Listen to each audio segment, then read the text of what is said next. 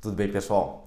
Nesse vídeo de hoje eu quero falar com vocês a respeito de diagnóstico da doença renal crônica. Então, quando é que a gente sabe que um paciente possui doença renal crônica? Esse diagnóstico, um marcador importante é o tempo. Para a gente poder falar que uma pessoa tem uma doença renal crônica, é necessário que essas alterações persistam por pelo menos 3 meses.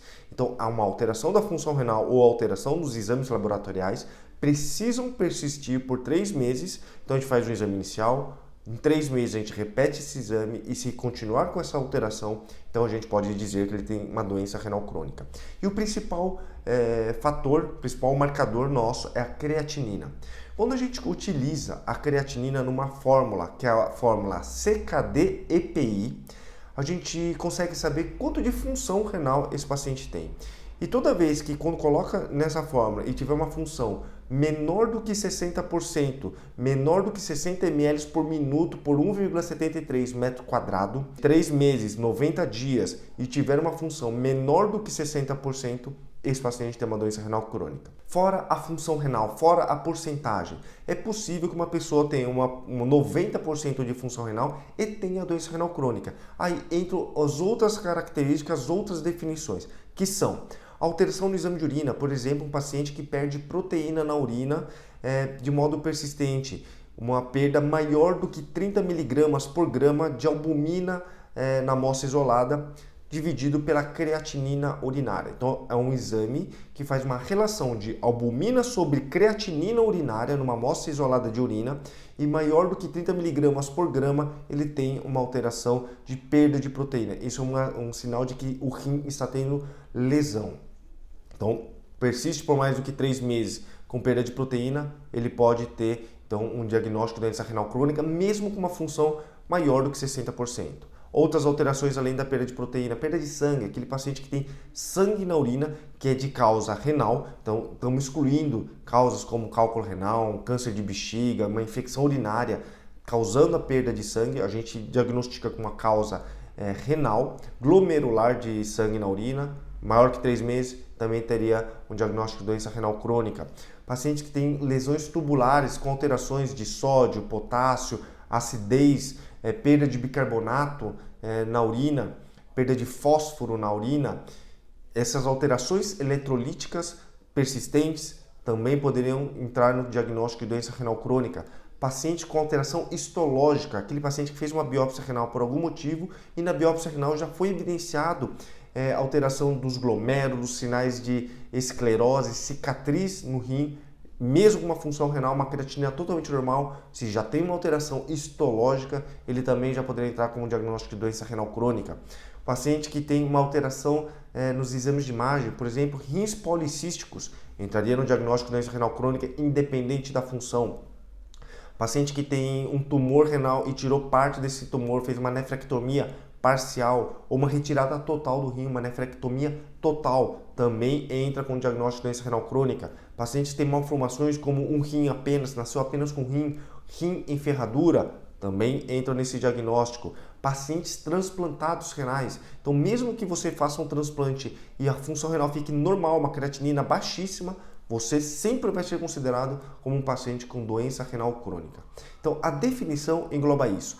Tempo maior do que 3 meses, podendo estar relacionado com uma função menor que 60%, ou se tiver uma função maior que 90%, maior que 60%, uma função normal, se tiver alteração de perda de proteína, sangue, cálculos renais de repetição, malformação, alterações de eletrólitos, sódio, potássio, magnésio, cálcio, fósforo, acidez na urina, alterações da biópsia renal, tudo isso poderia também incluí-lo com esse diagnóstico de doença renal crônica.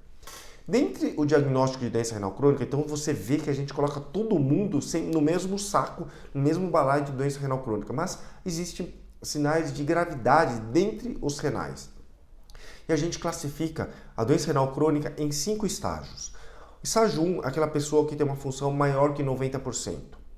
Então ele, por exemplo, perde um pouco de proteína na urina, mas a função renal é maior do que 90%. Estágio 2, uma função entre 60% e 90%. Estágio 3 é de 30% a 60%, sendo dividido em 3A e 3B, sendo 3A o estágio entre 45% e 60% e estágio 3B entre 30% e 45%. Estágio 4, aquele paciente de 15% a 30%, e estágio 5, aquele paciente com menos de 15%. E aí o estágio 5 engloba o tratamento 5 em conservador, tratamento conservador sem diálise, ou 5 em diálise, tá? Toda vez que o paciente estiver em terapia dialítica, quer seja hemodiálise ou diálise peritoneal, ele é classificado como estágio 5. Além disso, a gente pode classificar dentro do mesmo estágio uma gravidade de acordo com a perda de proteína na urina, e que é através da amostra isolada de albumina sobre creatinina urinária, A/C, albumina sobre creatinina urinária, então menor do que 30 mg por grama, entre 30 e 300 mg por grama ou maior do que 300 mg por grama. Então, A1 é menor do que 30, A2 entre 30 e 300 mg por grama de albumina na urina e A3 maior do que 300 mg por grama. Então, no estágio, por exemplo, um paciente com estágio 3B, ele pode ter uma perda menor, média ou maior de proteína. Eles são 3B, A1, A2 ou A3. E quanto maior a perda de proteína, maior a gravidade. E dessa forma a gente consegue estratificar quais são os riscos desse paciente de evoluir com perda de função renal e maior risco de ter complicações cardiovasculares. Quanto pior a perda de função renal, quanto mais avançada o estágio da doença renal e quanto maior a perda de albumina na urina, maior o risco de ter um evento cardiovascular, infarto, derrame, AVC, problemas vasculares. Por isso, acompanhe sempre muito de perto com seu médico nefrologista, controle seus exames, faça de tudo para ter uma vida saudável, uma alimentação, atividade física, tome os remédios da melhor forma possível, converse com o seu médico, tire todas as suas dúvidas para evitar de você progredir nos estágios, perder mais função renal e aumentar ainda mais a perda de proteína na urina.